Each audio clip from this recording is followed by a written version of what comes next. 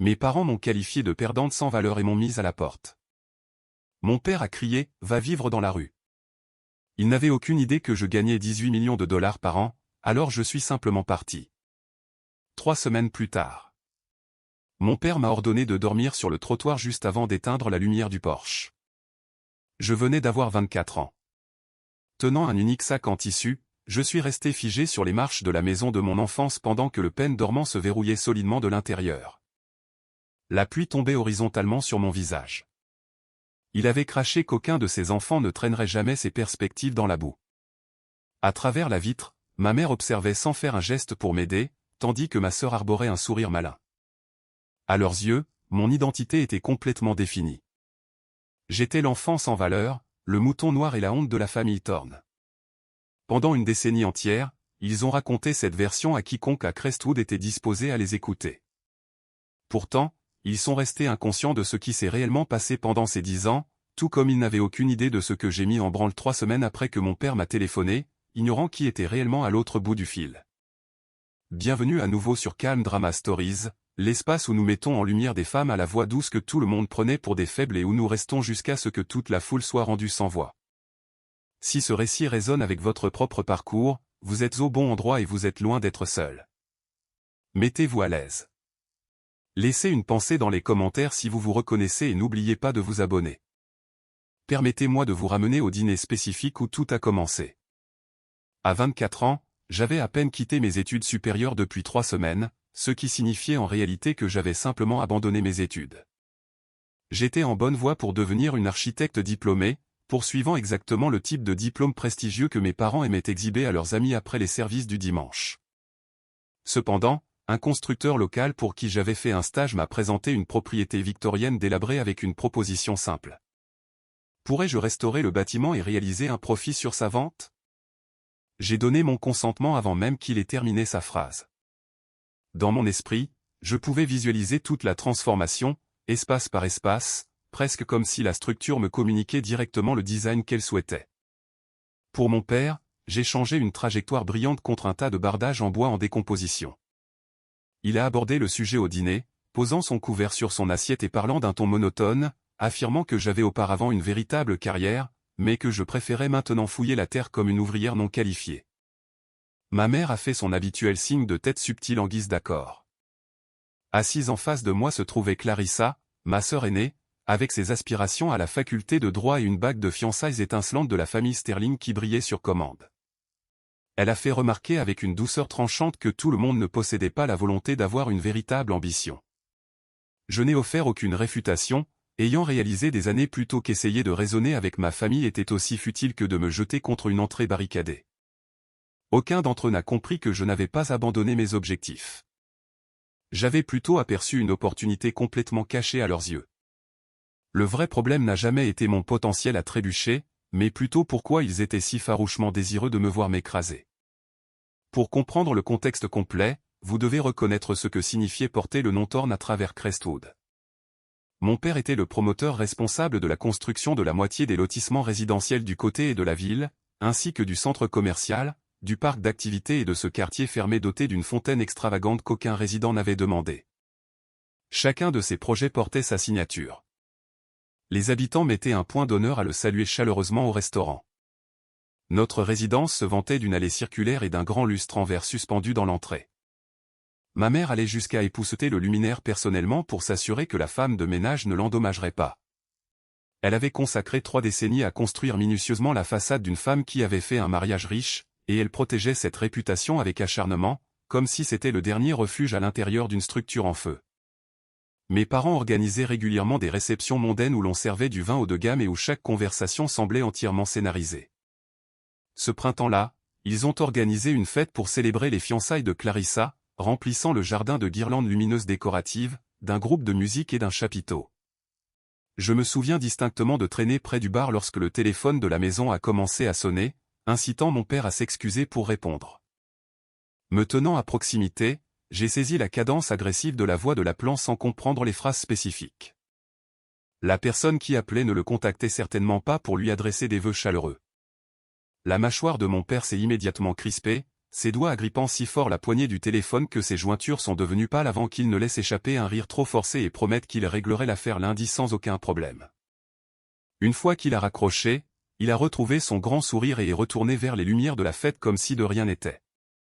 J'ai été la seule observatrice de cet échange. À 24 ans, j'ai considéré que cela ne me concernait pas, complètement inconsciente d'avoir été témoin de la première fissure dans une façade qui se décomposait secrètement depuis très longtemps. Le soir où ils m'ont chassé est survenu 2 semaines après cet événement. À ce moment-là, j'avais finalisé les documents d'acquisition de la propriété victorienne. J'ai financé l'affaire en utilisant une modeste somme que ma grand-mère m'avait secrètement transmise, combinée à un prêt commercial que j'ai convaincu une caisse de crédit locale de m'accorder. J'ai naïvement partagé la nouvelle avec mes parents, m'accrochant à la croyance stupide qu'ils pourraient réellement exprimer de la fierté pour mon initiative. Mon père s'est levé d'un bond de sa chaise, faisant crisser violemment les pieds sur le sol. Il a exigé de savoir quelle garantie j'avais utilisée pour le prêt, demandant d'un ton moqueur si j'avais mis ma réputation en jeu. Il a crié que l'identité de notre famille ne mendiait pas l'aumône, m'accusant de transformer notre réputation en risée. Puis il a prononcé les mots qui resteraient gravés dans mon esprit pour la décennie suivante. Si j'insistais pour exister comme si je ne possédais rien, j'étais libre de partir et de survivre dans la rue. Je suis resté là, m'attendant à ce que ma mère intervienne. Elle avait un talent pour désamorcer les tensions, pour le ramener de ses réactions extrêmes. Ses lèvres se sont entr'ouvertes. Elle a même fait un geste vers la console de l'entrée, où j'ai découvert bien plus tard qu'elle avait caché une enveloppe remplie d'argent comme sa tentative personnelle d'excuse. Remarquant son geste, mon père a aboyé son nom avec une autorité tranchante, la figeant sur place. Cette enveloppe est restée intacte là où elle se trouvait. J'ai rassemblé mes affaires dans un seul sac. L'averse avait déjà commencé.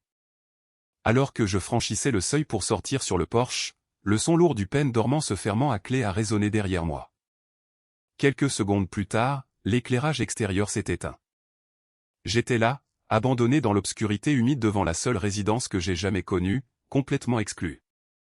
Je n'ai versé aucune larme sur ces marches d'entrée. Je ne dis pas cela pour paraître courageuse, mais parce qu'un calme absolu s'était installé au plus profond de moi, un peu comme le silence qui s'installe dans une structure juste avant qu'une équipe ne commence à arracher les cloisons sèches en décomposition. Clarissa m'a suivi jusqu'au portail d'enceinte. Pendant un bref et stupide instant, j'ai imaginé qu'elle avait l'intention d'arrêter mon départ. En réalité, elle vérifiait simplement que je partais vraiment. Croisant les bras contre le froid, elle m'a averti de ne pas faire de scène lors de ces noces imminentes, affirmant que notre mère était déjà dépassée. J'ai répondu que je n'avais pas reçu d'invitation pour causer du désordre ou que ce soit. C'est alors qu'elle a prononcé la phrase qui résonnerait dans mes pensées pendant 10 ans. Elle a affirmé que je n'étais pas une vraie torne, ajoutant que les vrais membres de la famille ne faisaient pas de travail manuel. Elle a prononcé ces mots avec l'indifférence désinvolte de quelqu'un qui récite un bulletin météo. Elle s'est ensuite retournée pour rentrer à l'intérieur. Ce qu'elle n'a pas réalisé, c'est que j'ai surpris sa brève hésitation au bas des escaliers, regardant cette demeure illuminée avec une expression bien éloignée de la victoire. C'était de la pure terreur. Ses épaules étaient contractées vers son cou, et elle jetait un regard nerveux vers les fenêtres lumineuses, comme quelqu'un qui teste si les planches sous ses pieds sont sur le point de céder.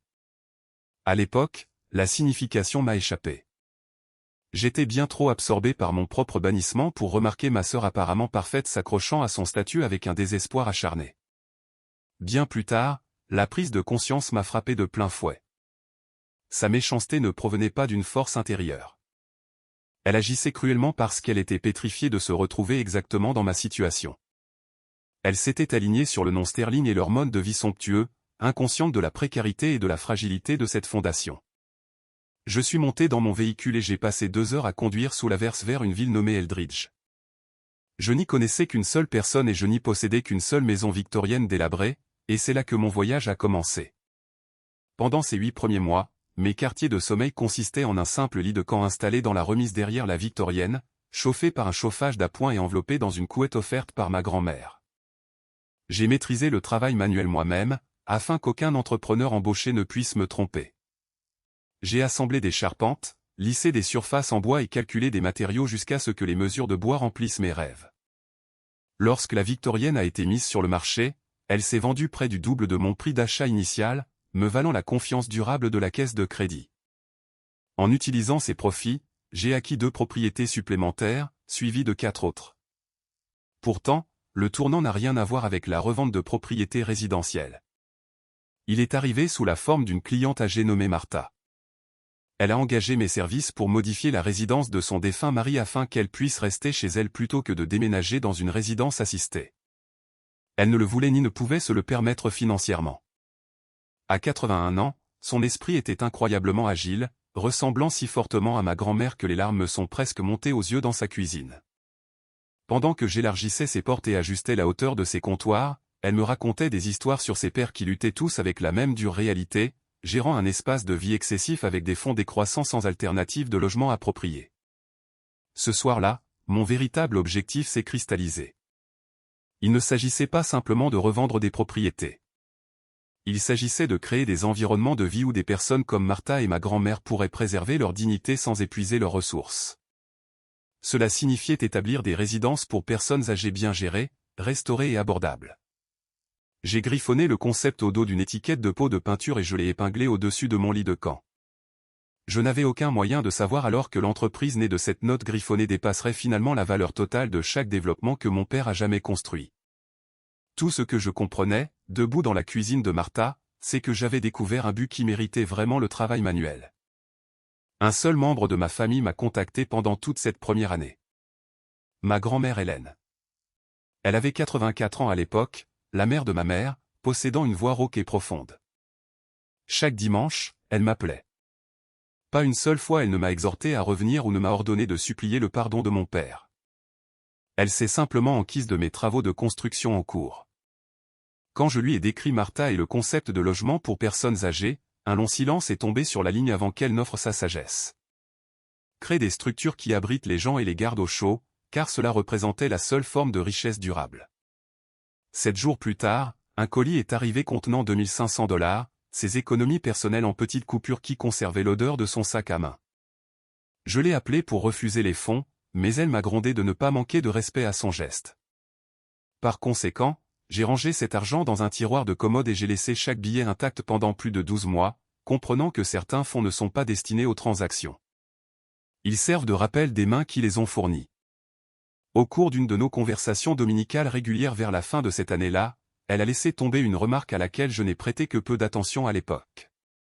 Elle a mentionné que la propriété héritée de son père, les 45 acres situés juste au-delà de Crestwood, était dirigée précisément là où elle devait aller, m'assurant qu'elle l'avait sécurisée par écrit. Je l'ai supplié de ne pas parler comme si son décès était imminent. Elle a laissé échapper son rire graveleux caractéristique et a changé de sujet. J'aurais dû être plus attentive car cette parcelle de terrain ainsi que la lettre qu'elle a enfermée dans une boîte en métal deviendrait finalement le pivot crucial sur lequel tout reposait. Cependant, ces développements se situaient des années dans le futur. À ce moment-là, c'était simplement la voix hebdomadaire de ma grand-mère me rappelant de garder les gens au chaud. J'ai conservé son cadeau de $2500 dans ce tiroir pendant une année entière avant de comprendre sa véritable signification. Beaucoup d'entre vous comprennent probablement déjà la raison. Si vous avez déjà compté sur une résolution silencieuse pour vous sortir d'une période difficile, partagez votre histoire dans la section des commentaires ci-dessous et restez à l'écoute car Crestwood n'en avait pas fini avec moi. 4 années se sont écoulées. Tornende des restaurations. J'ai choisi et d'après le défunt mari de Martha, un geste qui lui a mis les larmes aux yeux lorsque j'ai demandé sa permission. L'entreprise employait maintenant 30 personnes et maintenait une longue liste d'attente de clients. Nous avions lancé avec succès 2 complexes de logements pour personnes âgées et commencé les travaux de fondation d'un 3e. Tout au long de cette expansion, j'ai délibérément adopté une stratégie qui a semblé peu conventionnelle à beaucoup. J'ai gardé un profil complètement bas. Je n'avais aucune présence sur les plateformes de médias sociaux, j'ai refusé les articles de presse et je me suis assuré que mon nom de famille ne figurait pas dans les archives publiques qui pourraient parcourir les 2 heures de distance jusqu'à Crestwood. Je me suis dit que c'était de la modestie, bien que la motivation sous-jacente soit plus profonde. Je ne voulais pas que mon père soit fier de ma réussite financière. Je voulais qu'il soit prouvé qu'il avait entièrement tort sur mon caractère. Cette distinction comptait énormément, formant le cœur de tout mon parcours. Par conséquent, j'ai étendu mes opérations dans l'obscurité la plus totale. Le seul lien restant avec mon existence passée était un compte chèque, un compte joint que mes parents avaient ouvert quand j'étais parti à l'université, un arrangement qu'ils avaient exigé pour pouvoir fournir un soutien financier en cas d'urgence. Les relevés mensuels continuaient d'arriver à la résidence de mes parents à Crestwood, car je n'avais jamais pris la peine de mettre à jour l'adresse enregistrée en raison d'une inactivité totale. Par pure routine, un petit virement automatique y était versé, une relique que j'avais l'intention de supprimer à plusieurs reprises. Sinon, il restait caché dans un coin inexploré de ma routine. Je me suis assuré que je le réglerais à un moment donné. Ce compte oublié, celui que j'ai ignoré, dont je n'ai jamais examiné les documents, s'est avéré être une entrée non verrouillée, et un parent avait repéré cette ouverture bien avant qu'elle n'attire mon attention. Ma comptable a découvert l'anomalie un mardi de routine. Elle s'appelait Maya, récemment embauchée pour superviser tous les registres financiers et fusionner tous les comptes opérationnels sous notre égide. Elle possédait la nature méticuleuse qui garantit un sommeil profond. En organisant nos dossiers, elle a fait apparaître le compte universitaire dormant que j'avais négligé. Faisant glisser un document imprimé sur mon bureau, elle a pointé une section spécifique, notant que des débits récurrents avaient lieu depuis des années, assez petits pour échapper aux alertes de sécurité, mais constants, exécutés par quelqu'un détenant des identifiants bancaires numériques. Paraissant totalement légitimes en surface. En examinant les entrées horodatées, j'ai vu qu'elles s'étendaient sur près de 6 ans, avec des sommes allant de plusieurs centaines à un millier de dollars, extraites en continu de cet ancien fonds universitaire. Une sensation de froid glacial s'est installée dans mon ventre. J'ai demandé l'identité du coupable. Maya avait déjà récupéré les journaux d'utilisateurs. Les transactions étaient exécutées par un individu désigné comme utilisateur secondaire autorisé il y a longtemps, un nom que je n'avais jamais enregistré moi-même ni considéré en 10 ans. Gavin Sterling, le mari de ma sœur. J'ai absorbé cette révélation en silence pendant un long moment. Gavin, l'individu gérant les portefeuilles d'investissement pour la moitié des personnalités éminentes de Crestwood. Gavin, qui a eu accès parce que mon père avait à un moment donné ajouté son nouveau gendre pour des raisons de commodité pratique sans jamais m'en informer. Accumulant un total sur 6 ans dépassant 48 000 dollars. Ce n'est pas le total qui m'a glacé les mains, mais la patience méthodique requise. Une personne avait tranquillement puisé dans mes fonds par montant progressif, faisant preuve d'une extrême prudence pour ne jamais éveiller les soupçons, partant du principe que la soi-disant déception familiale resterait trop inattentive pour le remarquer. J'ai posé la seule question cruciale à Maya. Où ces fonds étaient-ils dirigés? Elle a offert un léger hochement de tête, expliquant que ces destinations spécifiques restaient cachées de son accès actuel. Par conséquent, je tenais un fil à démêler, un fil qui m'obligerait à revisiter le seul endroit que j'avais juré de ne plus jamais revoir. Ma première réaction a été prévisible. Clôturer le compte immédiatement. J'ai contacté l'institution bancaire cet après-midi-là, m'attendant à régler l'affaire en quelques minutes. La réalité s'est avérée bien différente. Le représentant du service client était courtois mais inflexible, clarifiant que le compte avait été créé sous une structure de dépendance conjointe pendant mes années d'étudiante, un accord que mes parents avaient exigé. Contenant une condition cachée stipulant que l'annulation du compte nécessitait le consentement écrit de chaque titulaire de compte listé. Les propriétaires principaux étaient enregistrés comme étant moi-même et mon père. Pour le fermer, l'institution exigeait les 2 signatures physiques fournies ensemble en personne ou notariées. J'ai demandé si je pouvais geler temporairement le compte, éliminer l'utilisateur secondaire autorisé ou arrêter les pertes, a-t-elle expliqué. Je pouvais soumettre une pétition formelle, mais tout copropriétaire avait le droit de la contester, maintenant le compte actif tout au long du processus de litige. J'ai mis fin à l'appel et suis resté immobile. J'ai besoin que vous reconnaissiez ce détail en raison de son importance. Je n'étais pas quelqu'un qui accordait une confiance aveugle aux autres. J'avais identifié la brèche et pris des mesures immédiates pour l'éliminer ce jour-là même. J'avais pris toutes les mesures logiques attendues d'une personne prudente, mais cela n'a donné aucun résultat. Je restais lié par un document signé à 18 ans, un cadre impossible à dissoudre unilatéralement, car l'individu qui drainait mes ressources maintenait des liens légaux avec la structure exacte que je devais résilier. Obtenir ma liberté nécessitait la signature de mon père, le même père qui m'avait jeté sous l'averse. J'avais la possibilité de l'appeler ou de me rendre chez lui pour exiger son approbation. Pourtant, un instinct m'a averti que sonner l'alarme ferait cesser brusquement les débits, faisant disparaître les preuves avant que je puisse découvrir la réponse à la question de Maya concernant la destination finale de ces fonds. Par conséquent, j'ai adopté la posture la plus difficile pour quelqu'un de ma disposition. Je suis restée patiente et vigilante. J'ai fait les 2 heures de route pour retourner à Crestwood un samedi couvert, marquant mon premier retour en des années. La ville a conservé son agencement familier, mais paraissait diminuer, comme le font souvent les lieux liés à de vieilles blessures. J'ai complètement évité mon ancienne maison, me dirigeant directement vers le restaurant local, m'asseyant dans une banquette arrière pour simplement observer. Dans une communauté comme Crestwood, le restaurant fonctionne comme la principale source d'information. Il a fallu peu de temps avant que mon nom ne résonne à travers la pièce. 2 femmes assises à proximité potinaient sur ma famille, l'une d'elles baissant le volume de cette manière caractéristique qui précède la méchanceté. Elle a chuchoté à propos de la fille cadette, Eleanor, alléguant qu'elle dépendait de l'aide gouvernementale quelque part, qualifiant cela de gaspillage tragique après que nos parents lui aient fourni tous les avantages imaginables. J'ai serré ma tasse de café chaud, sentant la chaleur rayonnante contre mes paumes, gardant un silence complet. C'était donc le faux récit qu'ils avaient fait circuler. Non pas que je sois parti de mon plein gré, mais que j'avais subi un effondrement, que j'existais comme un fardeau, un regret et un avertissement pour les autres. Pendant plus de 10 ans, ils ont construit une fiction élaborée autour de mon personnage, et toute la ville l'avait gobé. En quittant les lieux, mes yeux ont attiré les panneaux publicitaires. Ils étaient impossibles à ignorer. Faisant la promotion de Horizon Heights comme une résidence de luxe de premier ordre. En arrivant à Crestwood, les affiches montraient le visage de mon père, lissé numériquement pour paraître une décennie plus jeune, rayonnant au-dessus d'illustrations architecturales de gratte-ciel en verre complètement surdimensionnées pour une municipalité de cette taille. C'était une entreprise ambitieuse, son plus grand projet à ce jour. Debout sur le trottoir, contemplant cette publicité rayonnante, une question subtile a commencé à prendre forme dans mes pensées.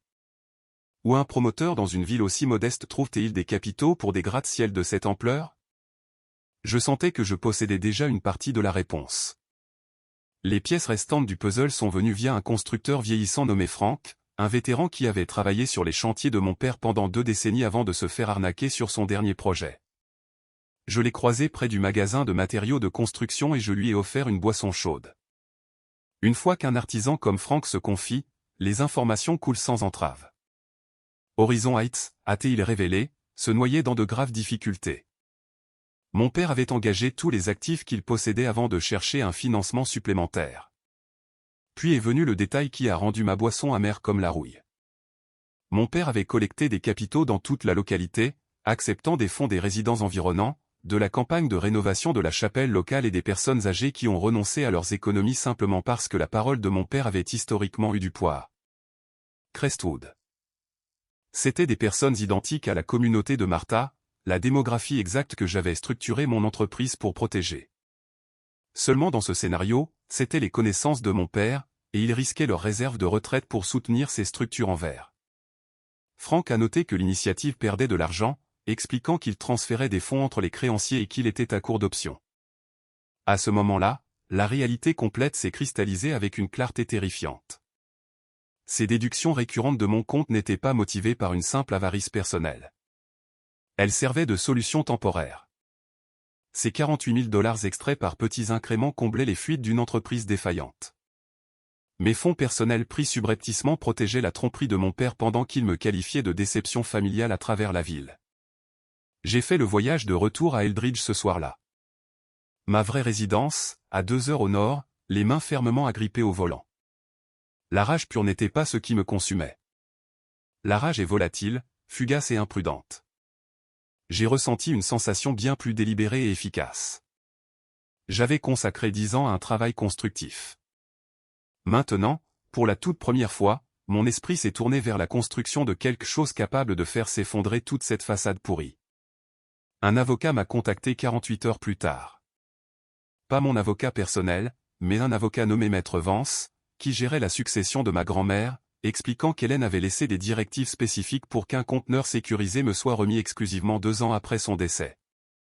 Il a précisé qu'il ne contenait aucune richesse monétaire, mais plutôt des documents qu'elle avait signés bien avant son départ. Le calendrier précis de la livraison était entièrement de sa propre conception. Je me suis rendu à son cabinet, incertaine de ce qui m'attendait. Il m'a présenté une boîte métallique à serrure avec des bords usés, portant une étiquette avec l'écriture distincte de ma grand-mère attachée à sa poignée.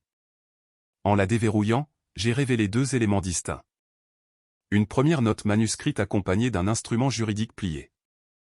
En dépliant le second papier, j'ai eu le souffle coupé.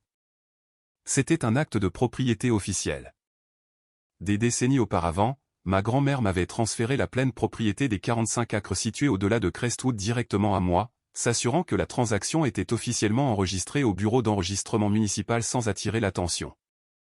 Par conséquent, le bien immobilier m'appartenait légalement depuis une durée considérable avant mon arrivée au bureau de Maître Vance, les 45 acres exacts que mon père avait exploités comme la propriété de la famille Thorne tout au long de sa carrière. La lettre d'accompagnement articulait ces motifs de son ton rauque et profond caractéristique.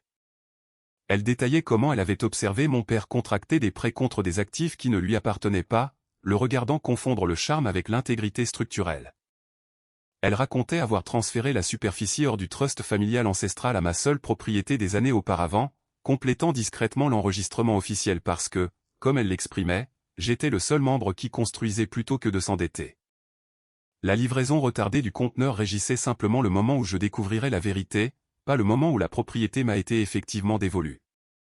Puis est venue la phrase que j'ai conservée en permanence dans ma mémoire, une note que je garde dans mon sac à main jusqu'à ce jour.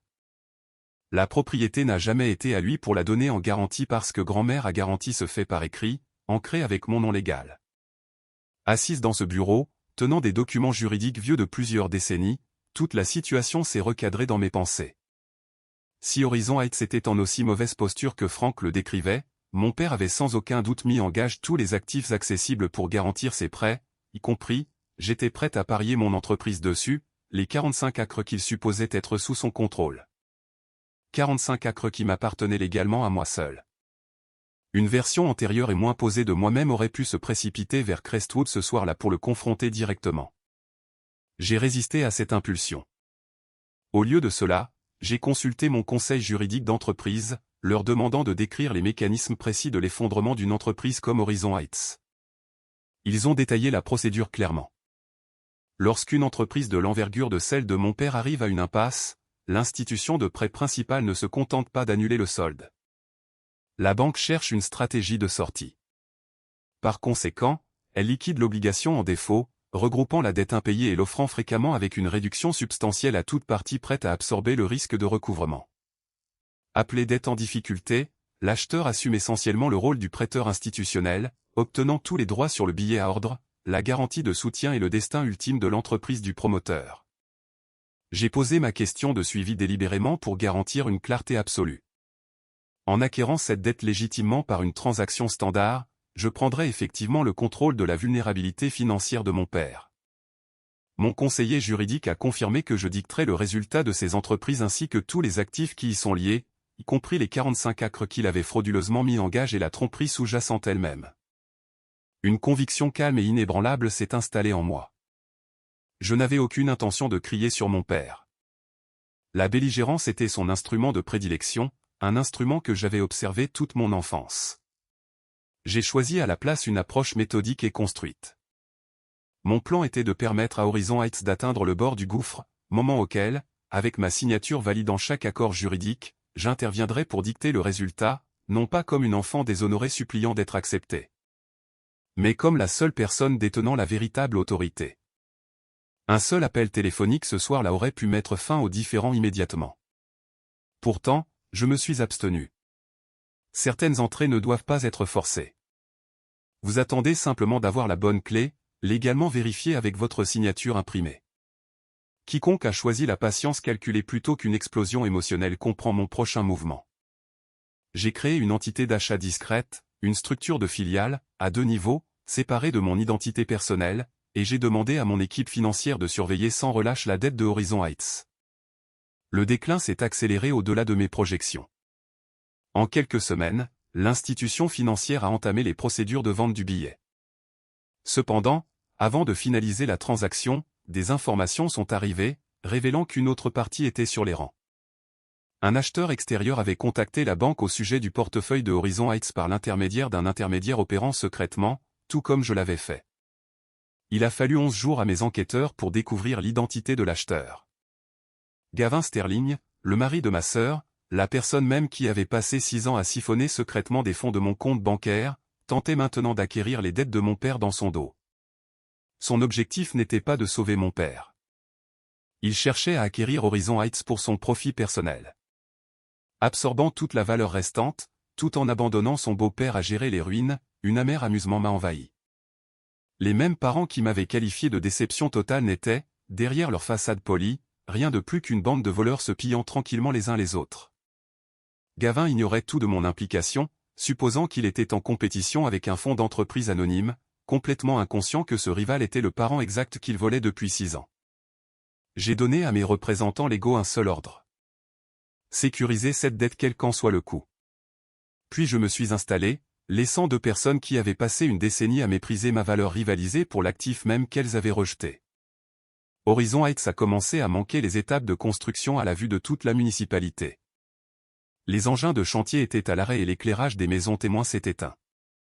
Dans un endroit comme Crestwood, lorsqu'un grand chantier s'arrête, les citoyens locaux qui ont engagé leurs économies entrent dans un état de panique.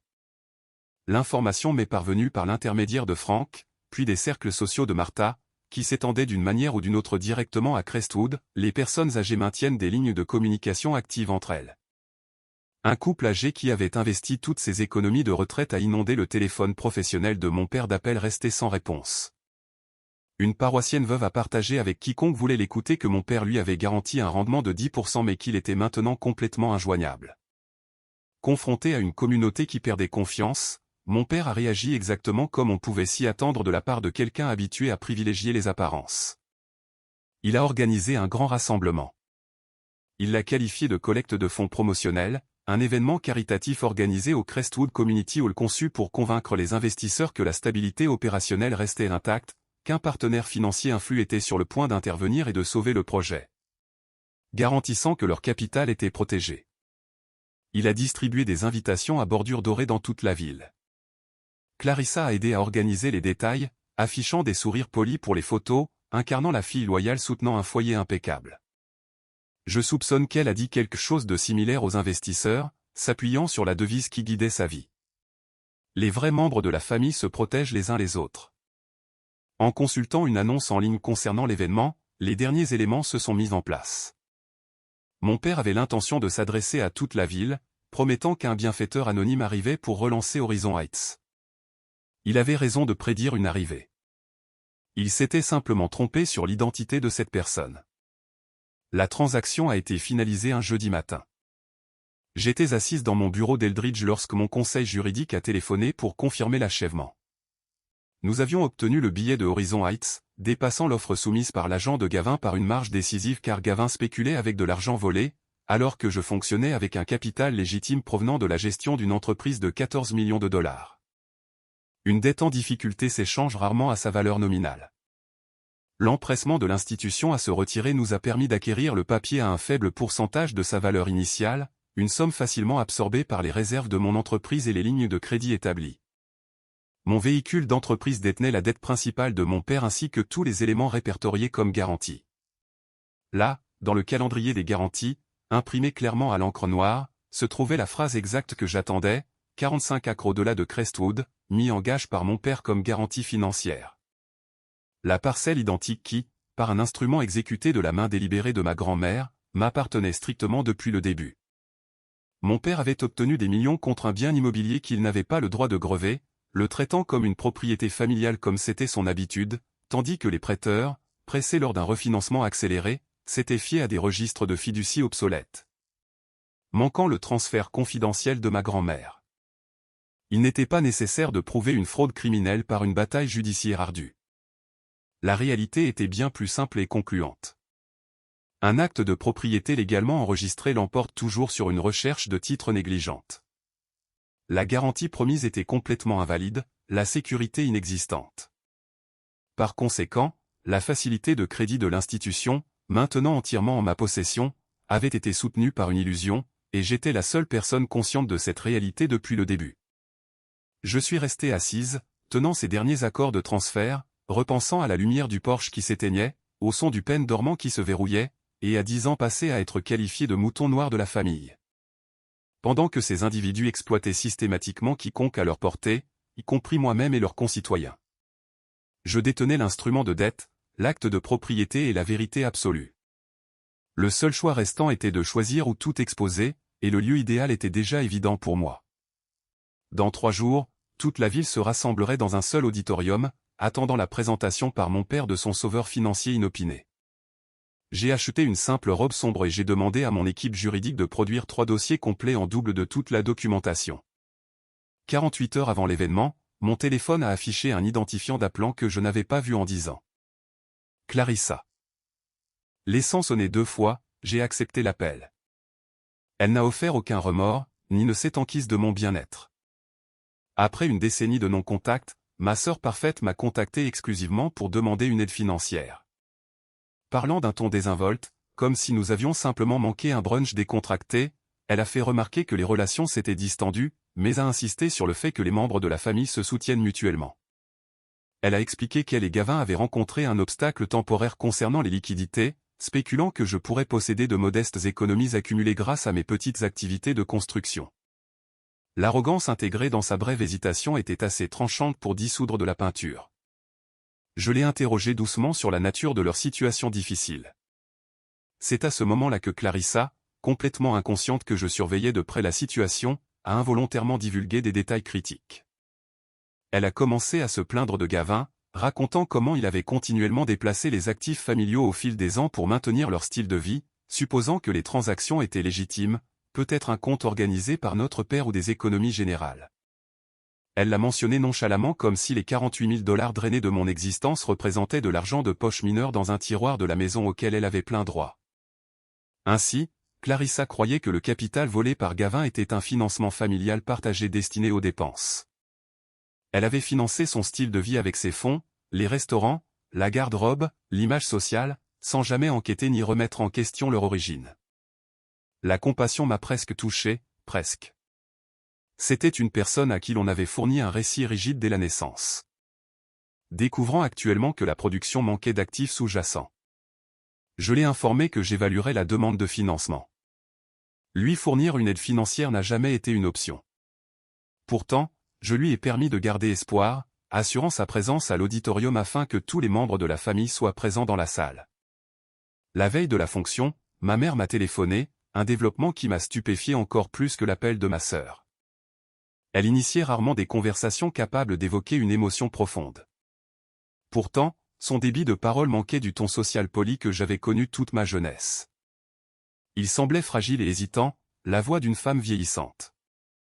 Exprimant son incertitude quant à sa motivation pour appeler, elle a progressivement abordé la nuit de mon expulsion. Elle a révélé avoir gardé une enveloppe remplie de ses fonds personnels dans la console de l'entrée, avec l'intention de la glisser dans ma main à la porte, décrivant comment son bras avait commencé à se diriger vers elle. Elle s'est souvenue que mon père avait simplement prononcé son nom, rien de plus, ce qui l'avait figé. Elle a admis avoir fixé quotidiennement cette enveloppe non donnée au cours de la dernière décennie. J'ai gardé le silence, ayant maîtrisé la patience, j'ai envisagé la possibilité que ce moment représente une expression de regret attendue depuis longtemps, une fissure dans son extérieur rigide. Pourtant, ma mère est restée liée à sa nature établie. Après une longue pause, elle s'est ressaisie, retrouvant son sang-froid social exercé pour déclarer que mon père avait fait ce qu'il jugeait approprié, comme il le faisait toujours, ajoutant que je devais considérer la pression à laquelle il était confronté. Telle était la réalité. Même en divulguant des vérités longtemps gardées, elle restait incapable de déclarer ses actions incorrectes.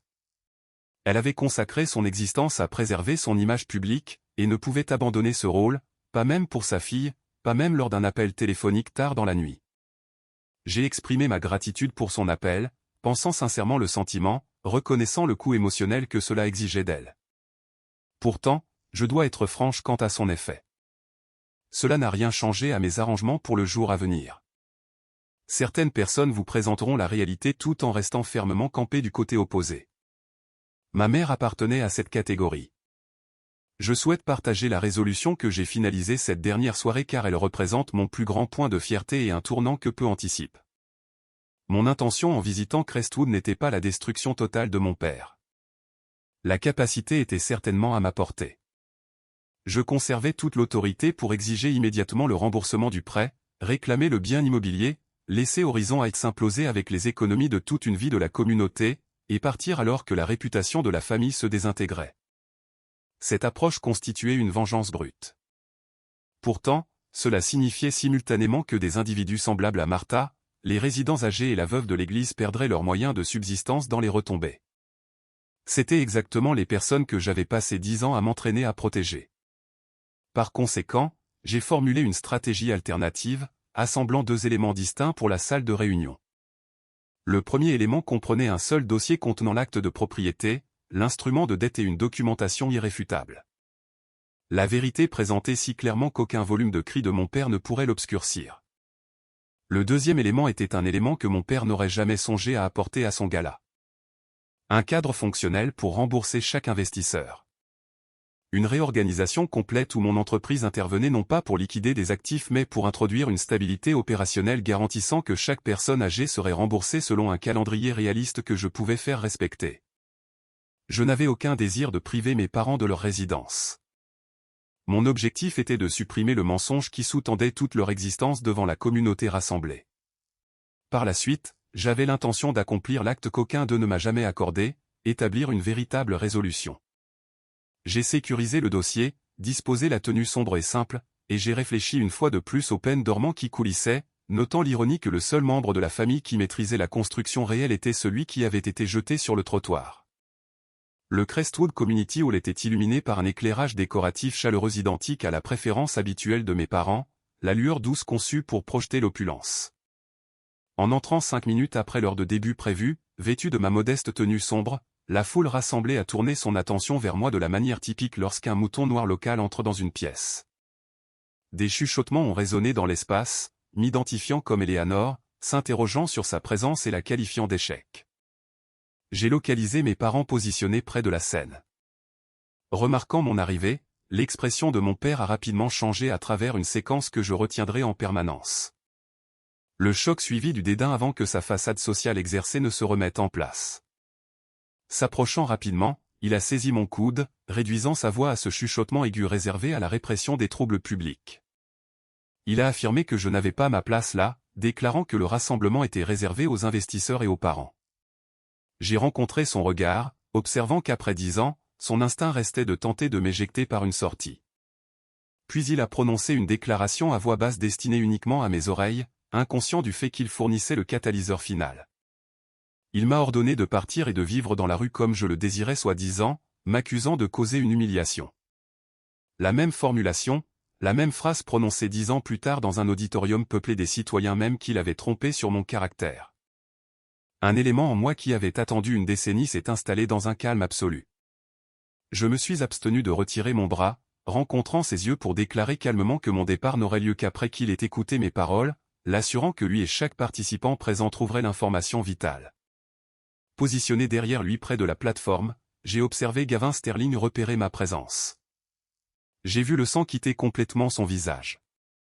Lui, au moins, commençait à comprendre la réalité, tandis que le reste de la foule n'avait aucun soupçon sur les événements à venir.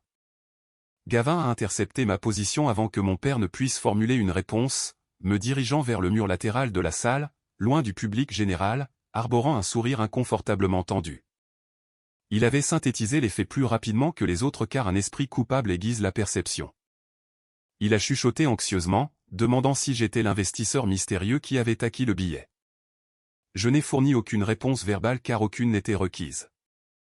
Il a commencé à parler rapidement, de la manière précipitée des personnes qui reconnaissent que leur terrain s'effondre sous leurs pieds. Il a exhorté à adopter une approche rationnelle, plaidant contre la création d'une scène devant la communauté ou le fait de traîner la réputation de la famille en public. Puis il a prononcé la phrase que j'avais à moitié anticipée, une déclaration définissant entièrement son caractère. Il a proposé de régler l'affaire discrètement entre nous, me disant de nommer mon prix. Discrètement. Il cherchait une résolution privée pour un acte qu'il avait secrètement commis contre moi pendant 6 ans.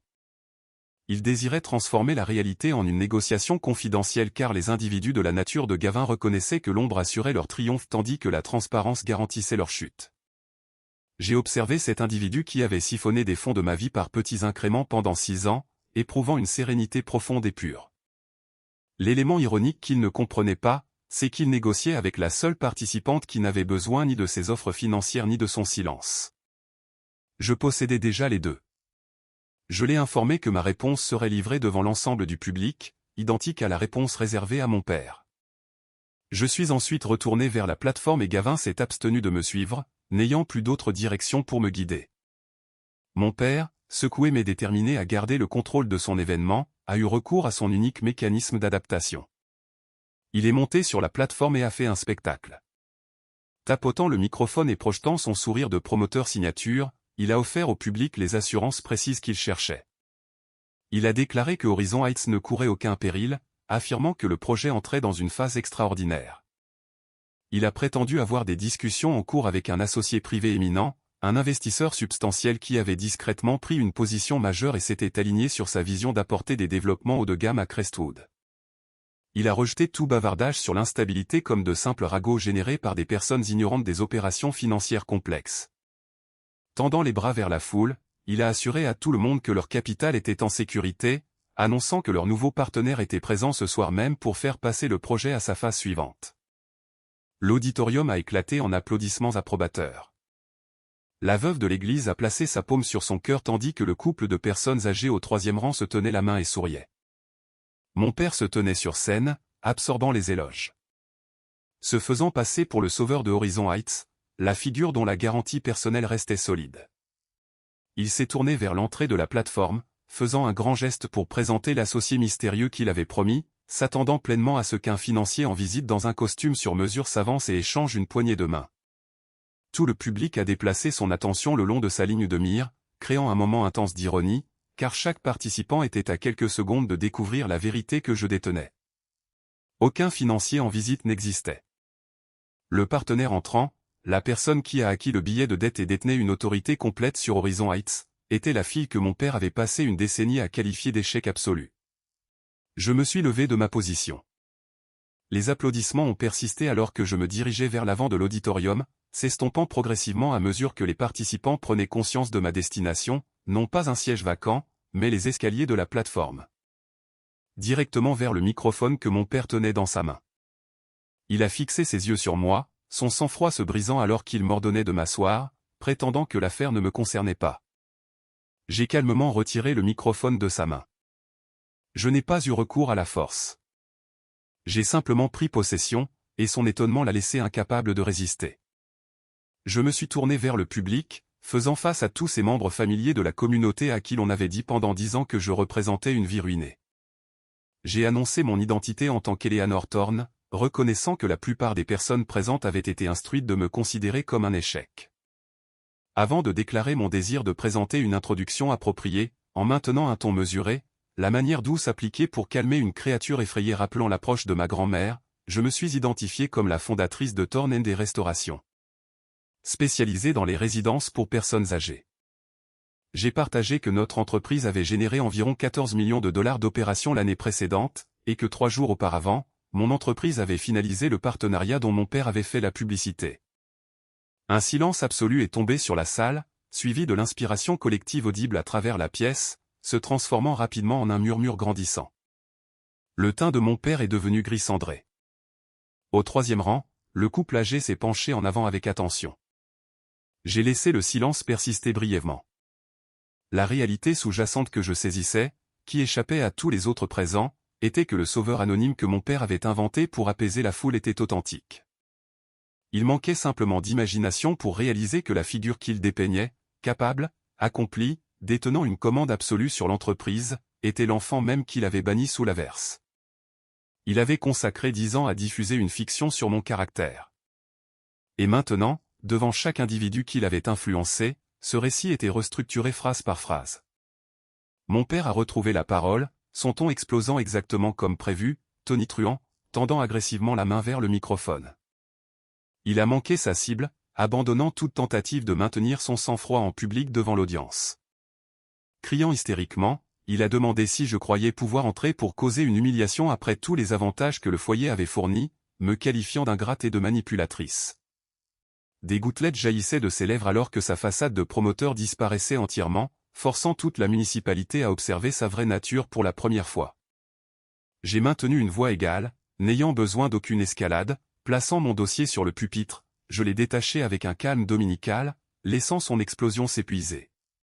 Quand il s'est arrêté pour reprendre son souffle, je me suis adressé au silence qu'il avait laissé, faisant écho à sa phrase concernant tout ce que le foyer avait fourni, proposant d'examiner ces détails. Levant le premier document, j'ai révélé que pendant 6 ans, un individu avait systématiquement extrait des fonds d'un compte joint établi par mes parents sous mon nom, accumulant près de 48 000 $ par des déductions progressives autorisées par Gavin Sterling. Les visages se sont tournés vers Gavin, dont la peau était devenue de la couleur de la pâte. Élevant le deuxième papier, j'ai expliqué qu'il représentait la facilité de crédit soutenant Horizon Heights, actuellement détenue par mon entreprise, notant que la garantie promise contre elle était la parcelle de 45 acres que mon père revendiquait continuellement comme propriété familiale. Affichant le troisième document présentant l'acte de propriété de ma grand-mère, sa signature délibérée et le cachet d'enregistrement municipal officiel clairement estampillé en haut. J'ai annoncé qu'il ne détenait aucune propriété sur le bien, et ne l'avait jamais eu. Ma grand-mère m'avait attribué le titre strictement à moi, complétant l'enregistrement public des années auparavant. Il avait acquis des millions en utilisant un bien immobilier qui m'appartenait, grâce à une vérification de titre accélérée qui avait négligé son transfert confidentiel. L'auditorium a produit un son collectif de souffles suspendus relâchés. Mon père regardait fixement l'acte alors que la réalité s'enregistrait, son expression changeant à la manière d'une personne découvrant que la surface sous lui n'était qu'un tissu peint. J'ai déclaré calmement et posément que mon but n'était pas de saisir leur résidence personnelle, mais de garantir que les membres de la communauté conservent la leur. Et pour la première fois de mon existence, entouré d'une salle comble, mon père était rendu entièrement sans voix. Détournant mon attention de mon père, j'ai dirigé mon discours vers ceux dont la présence comptait réellement dans cet auditorium. Les bailleurs de fonds individuels, les personnes âgées et les résidents environnants qui avaient confié leurs économies de toute une vie sur la base d'un simple accord personnel. J'ai reconnu que je savais ce que la plupart avaient contribué à l'entreprise, notant que certains participants avaient engagé toutes leurs réserves. J'ai ensuite exposé la résolution que j'avais formulée. Mon entreprise prendrait le contrôle de Horizon Heights, modifiant sa conception de gratte-ciel extravagant en un développement pratique dont Crestwood avait réellement besoin et pouvait maintenir à long terme. De plus, chaque investisseur recevrait un remboursement complet selon un calendrier écrit contraignant initié ce mois même. Pas un seul résident ne perdrait ses actifs de retraite simplement parce qu'il avait fait confiance aux mauvais membres de la famille Thorne. La paroissienne de l'église a enfoui son visage dans ses mains tandis que le couple de personnes âgées au troisième rang s'est agrippé les mains, hochant la tête à plusieurs reprises. À ce moment, Gavin, poussé par le désespoir, s'est levé de sa chaise, m'appelant par mon nom dans une tentative de projeter son sang-froid devant le public après l'échec des tactiques furtives. Il a crié qu'une résolution privée restait possible. Le regardant à travers la mer de participants, j'ai retourné sa propre formulation, livrant la réponse exacte que j'avais gardée en réserve. Je lui ai dit que nous ne résoudrions pas l'affaire discrètement. Nous la résoudrions honnêtement en public. Un silence absolu est descendu sur la salle, interrompu lorsqu'un individu positionné près de l'arrière a commencé à applaudir.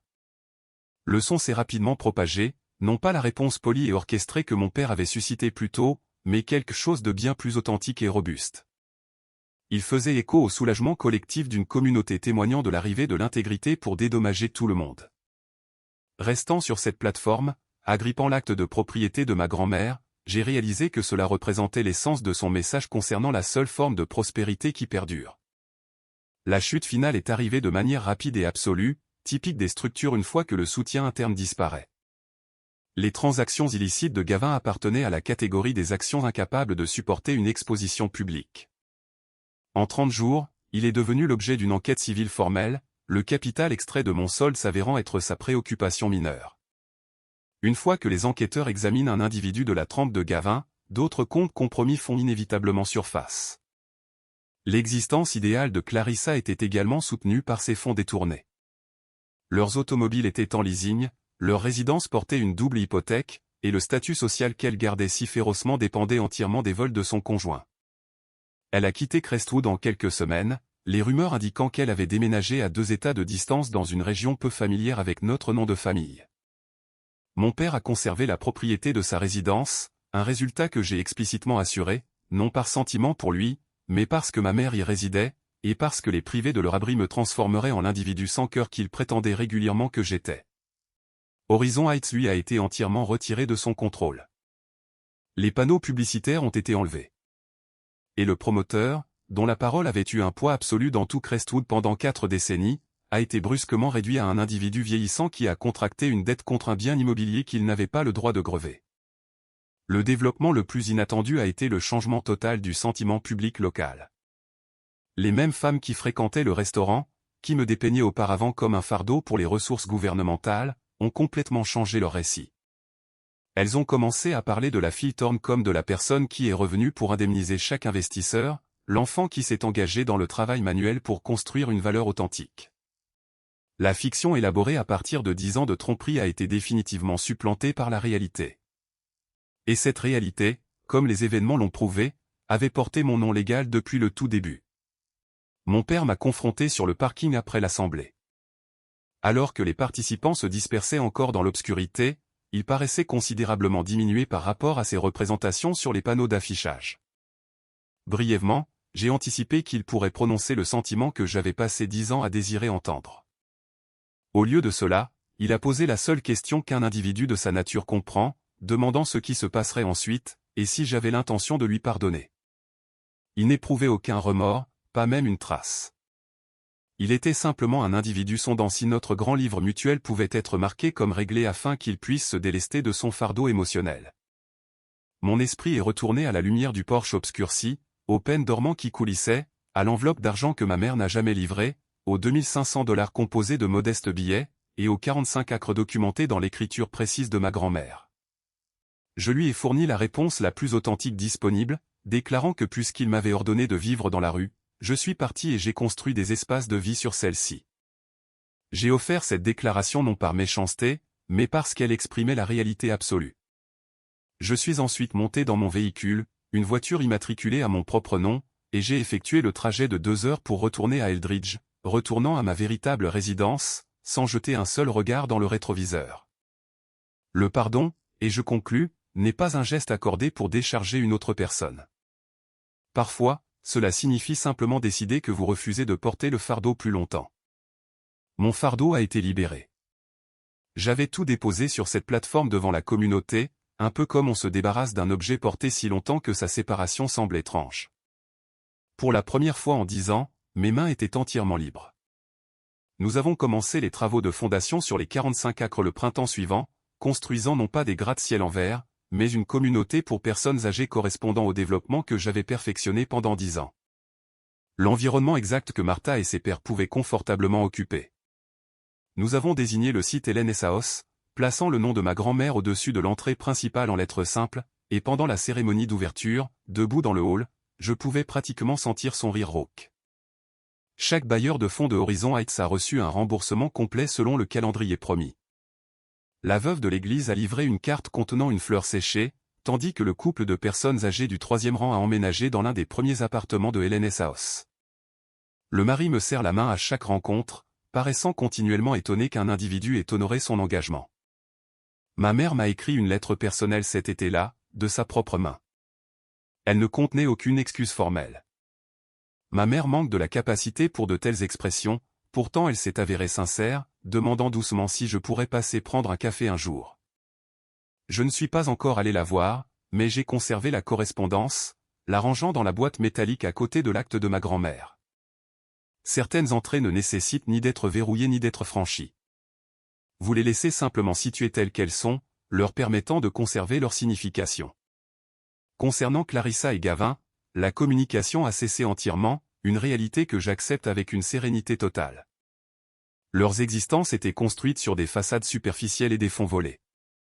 Lorsque les deux actifs se sont épuisés, il ne restait plus rien en dessous. J'ai construit ma vie sur du bardage en décomposition, une étiquette de pot de peinture griffonnée et un engagement à fournir de la chaleur. Une structure perdure, tandis que l'autre n'était que peinte sur du tissu. C'est la sagesse que j'ai acquise après ce voyage. La valeur personnelle n'est jamais accordée autour d'une table à manger par des parents. Elle ne peut pas non plus être révoquée en éteignant un luminaire extérieur. Vous l'assemblez silencieusement, planche par planche, année après année, jusqu'à ce que les individus qui ont fermé l'entrée se retrouvent debout à l'extérieur, demandant à entrer. C'est là que nous concluons l'histoire d'Eleanor, tenant les clés en sa possession, illuminant l'entrée par son propre choix. Une porte barricadée à 24 ans, un acte signé à 34 ans, et les $2500 d'une grand-mère qui ont tout déclenché. Si une personne de votre entourage a déjà sous-estimé une femme à la voix douce, transmettez-lui ce récit ce soir.